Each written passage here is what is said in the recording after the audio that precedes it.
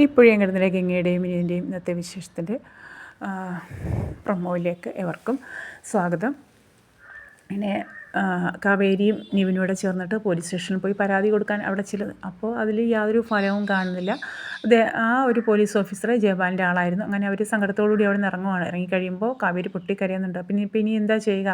കാരണം എല്ലാ പഴുതുകളും അടഞ്ഞു. ഇനി എങ്ങനെയാണ് എൻ്റെ അച്ഛൻ ഇത്രയും കഷ്ടപ്പെട്ടുണ്ടാക്കിയ മുതൽ നഷ്ടമാവാൻ? കാവേരിക്ക് ആ ഒരു വിഷമം, അങ്ങനെ ഭയങ്കര കരച്ചിലും സങ്കടവും ഒക്കെ ആയിരുന്നു. അതിനുശേഷം പിന്നീട് കാണിക്കുന്നത് ജയപാലിനും ജയപാലിൻ്റെ മകനും കൂടി ഇങ്ങനെ കാറിൽ വരുന്ന സമയത്താണ് ആ ഒരു കാഴ്ച കാണുകയാണ്.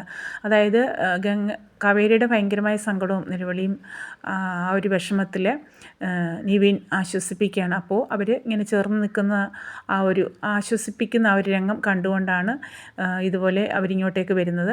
അപ്പോൾ തന്നെ ജയപാലിൻ്റെ മകൻ ആ ഒരു രംഗം മൊബൈലിൽ പകർത്തുകയാണ്. അപ്പോൾ അത് ജയപാലിനെ കാണിക്കുന്നുണ്ട്. അപ്പോൾ ആ ഒരു രംഗം പകർത്തിയെടുക്കുന്നു. അപ്പം നമുക്ക് വേണ്ടുന്നത് കിട്ടിയെന്നാണ് പറയുന്നത്. അതിനുശേഷം സത്യത്തിൽ അങ്ങനെയൊന്നും ആയിരുന്നില്ല. കാവേരി മനസ്സിൽ പോലും ആ ഒരു ചിന്തയോ ഒന്നും കണ്ടിട്ടില്ല. പക്ഷേ ആ ഒരു വിഷമഘട്ടത്തിൽ നിവിനെ ആശ്വസിപ്പിക്കുന്നതാണ് കാവേരി അതിൽ വീണു പോകുന്നതാണ്. സത്യം പറഞ്ഞാൽ അവരുടെ ഒരു ചതിയെന്നല്ല പറയാൻ പറ്റുക, പക്ഷേ ഒരു കള്ളത്തരത്തിലാണ് ആ ഒരു ഫോട്ടോ എടുത്ത് ഇത് രാജേശ്വരിയെ കൊണ്ട് കാണിക്കാൻ വേണ്ടിയിട്ട് അതിന് വേണ്ടിയിട്ടായിരുന്നു. നേരെ ജയപാലൻ പോകുന്നത് രാജേശ്വരിയുടെ വീട്ടിലേക്കാണ്. അവിടെ ചെന്നിട്ട് ഈ ഒരു ഫോട്ടോ കാണിച്ച് ഇത് കണ്ടിട്ട് പറയുന്നത്, ഈ നിൻ്റെ മോനെ നിലയ്ക്ക് നിർത്തണമെന്ന് ഞാൻ പലതവണ പറഞ്ഞിട്ട് അവരുമായിട്ടും ആ കുടുംബത്തിലെ ആരുമായിട്ടും ഒരു സഹകരണത്തിൻ്റെ ആവശ്യമില്ലെന്ന് ഞാൻ പറഞ്ഞിരുന്നു.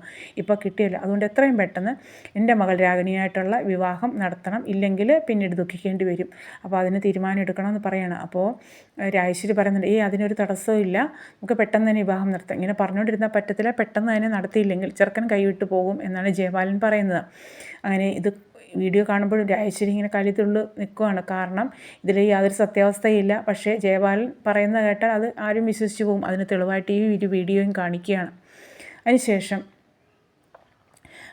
രാജേശ്വരി നേരെ പോകുന്നത് കാവേരിയുടെ വീട്ടിലേക്കാണ്. അവിടെ ചെല്ലുമ്പോൾ ഇതുപോലെ കാവേരിയുടെ അമ്മയും ശാരദയും അതുപോലെ രാധമ്മ അങ്ങനെ എല്ലാവരും ഉണ്ട്. ചേർന്ന് വളരെ മോശമായിട്ട് സംസാരിക്കുകയാണ്. പെൺപിള്ളേർ വളർത്തുന്നെങ്കിൽ അച്ചടക്കവും ഒതുക്കമായിട്ട് വളർത്തണം, ഇല്ലെങ്കിൽ പെൺപിള്ളേർ ഇങ്ങനെ അഴിഞ്ഞാടി വിടരുത് എന്നൊക്കെ പറയുകയാണ്. എന്നിട്ട് ഈ ഒരു വീഡിയോ കൂടി കാണിക്കുമ്പോൾ അവരാകെ ഷോക്കായി പോവുകയാണ്. എല്ലാവരും ഞെട്ടിപ്പോവാണ്.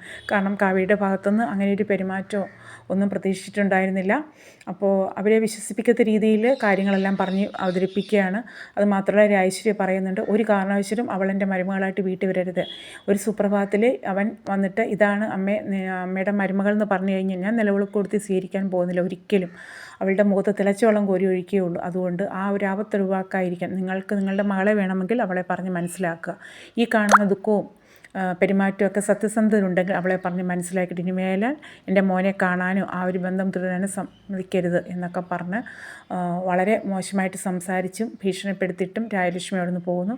അപ്പോൾ ശാരദ പറയുന്നുണ്ട്, ഒരിക്കലും എൻ്റെ മകളെ അങ്ങനെയൊരു തെറ്റിലേക്ക് ഞാൻ വിടില്ല, അത് അവളെ ഞാൻ പറഞ്ഞ് മനസ്സിലാക്കിക്കൊള്ളാം. പക്ഷേ ശാരദയ്ക്ക് ഭയങ്കര ടെൻഷനാവുകയാണ്. അപ്പോൾ ഈ പറയുന്നതിൽ എന്തെങ്കിലും സത്യാവസ്ഥയുണ്ടോ, കാവേരി തങ്ങളെ ചതിക്കുമായിരുന്നു എന്നൊക്കെയാണ് ശാരദ ചിന്തിക്കുന്നത്. പക്ഷേ പറയുന്നുണ്ട്, ഗംഗയും മറ്റുള്ളവരൊക്കെ പറയുന്നുണ്ട്, അങ്ങനെ അവളെ കുറ്റം പറയരുത്, അങ്ങനെ വിശ്വസിക്കരുത്, ഒരാൾ പറയുന്നത് കേട്ടിട്ട്. അതുകൊണ്ട് അമ്മ സമാധാനപ്പെടാൻ പറയുന്നു. പക്ഷേ ഒരു പൊയ്ക്കഴിഞ്ഞ സമയത്ത് ശാരദയ്ക്ക് ആകെ തലയ്ക്ക് ഭ്രാന്ത് പിടിക്കുന്നത് പോലെയാണ് അത് ഓർത്തിട്ട് ഓരോന്നും തോന്നുന്നത്.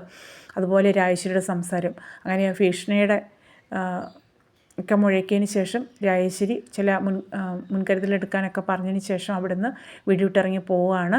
അപ്പോൾ ആ ഒരു രംഗത്തോടു കൂടിയാണ് ഇന്നത്തെ പ്രൊമോ അവസാനിക്കുന്നത്. അപ്പോൾ ഇതുപോലെയുള്ള പുത്തൻ വിശേഷങ്ങൾക്കായിട്ട് ചാനൽ സബ്സ്ക്രൈബ് സപ്പോർട്ട് ചെയ്യുക.